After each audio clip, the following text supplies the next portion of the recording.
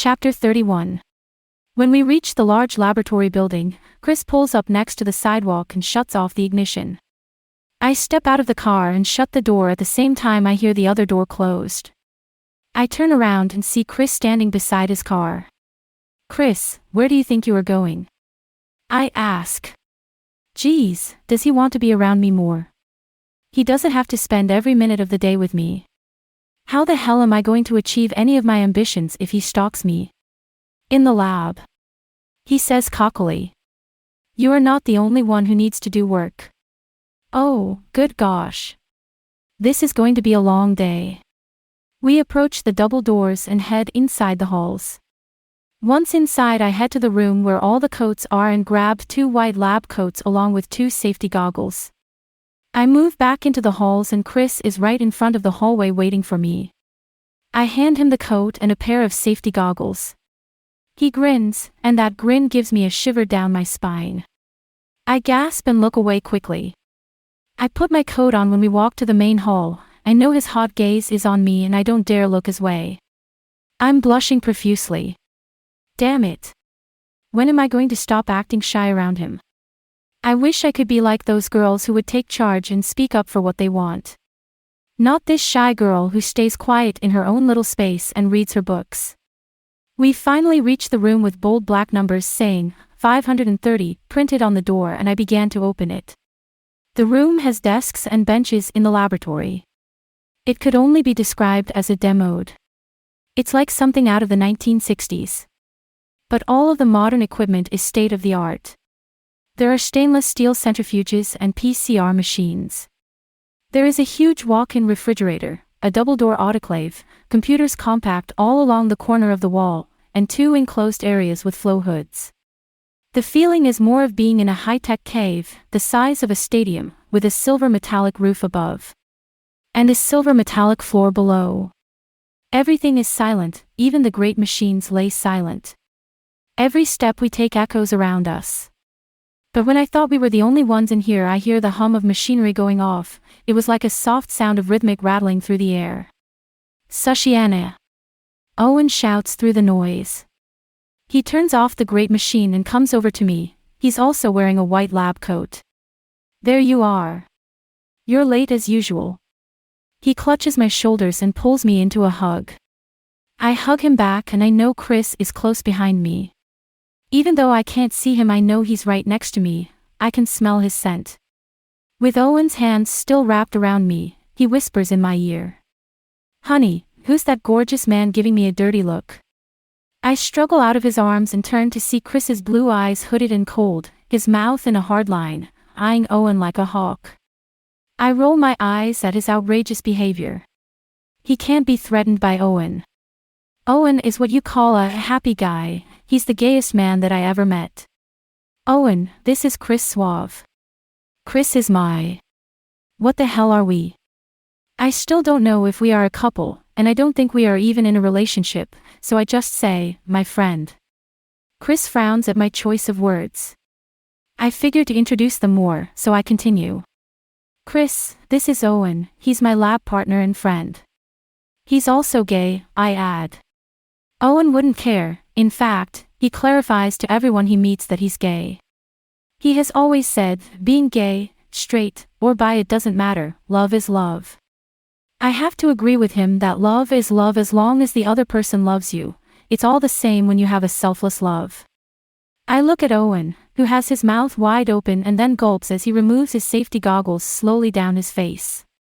My eyes move to Chris, who stopped giving him a dirty look, but still looks irritated. "It's nice to meet you, Chris." Owen brings Chris into a hug, taking him by surprise. Owen pulls away from Chris, grabs hold of his arms, and checks out his body. "Can I ask you something, Chris?" I laugh as I notice Chris's shoulder tense. Sure. Do you go to the gym and work out?" I giggle as I put my hand over my forehead and shake my head at Owen flirting with Chris. That's Owen for you. He doesn't care if you are gay or straight, he's going to flirt with you any way he can. "Actually, I do work out, but in my own gym," Chris informs Owen. "Oh, you have your own gym?"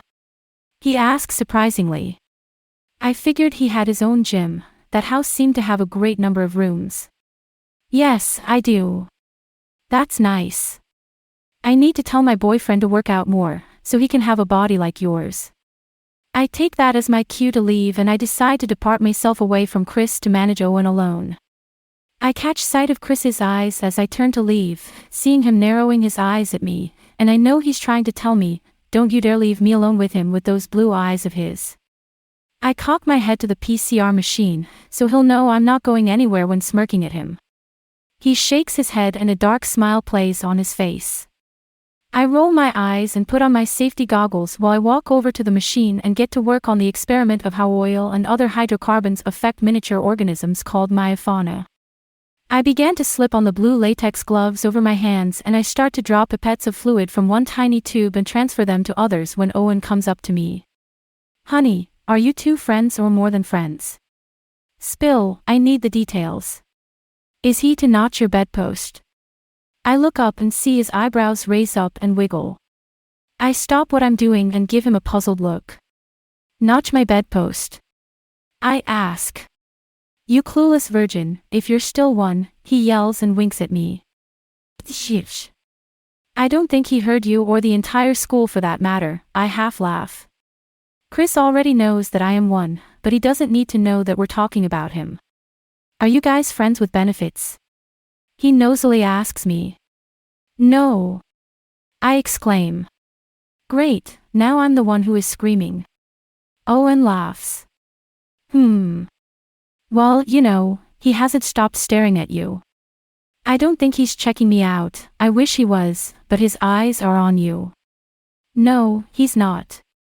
I shake my head as I continue measuring the liquid and moving the small amounts of it to the mini tube. Yes, he is. Would you stop what you're doing and look up? He says as he grabs the pipette from my hands. The oily fluids spill out of the tube and onto my hand. Owen.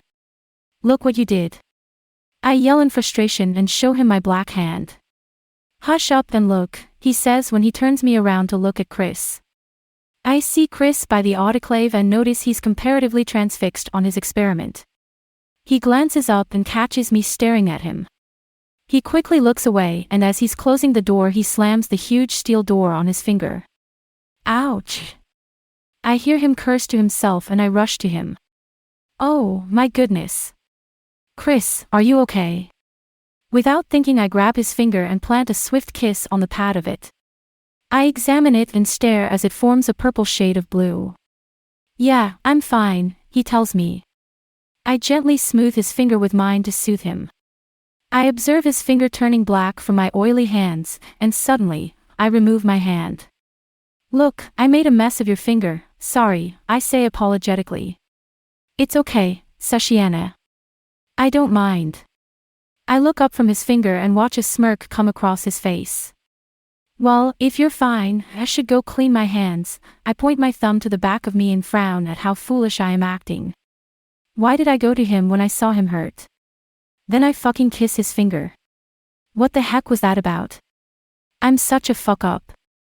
I curse at myself for acting that way. I turn around and roll my eyes when I notice Owen's arms are crossed. Just friends. Yeah, right, he scoffs. You're the one who needs to hush up, I whisper when I wipe the tip against the edge of the tube to remove the excess liquid before dispensing it.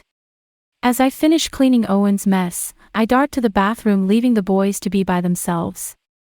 Maybe it wasn't a good idea to leave them alone, knowing Owen he'll probably provoke Chris, but I need to clean my hand, and besides, I need to get away from how I acted in front of Owen.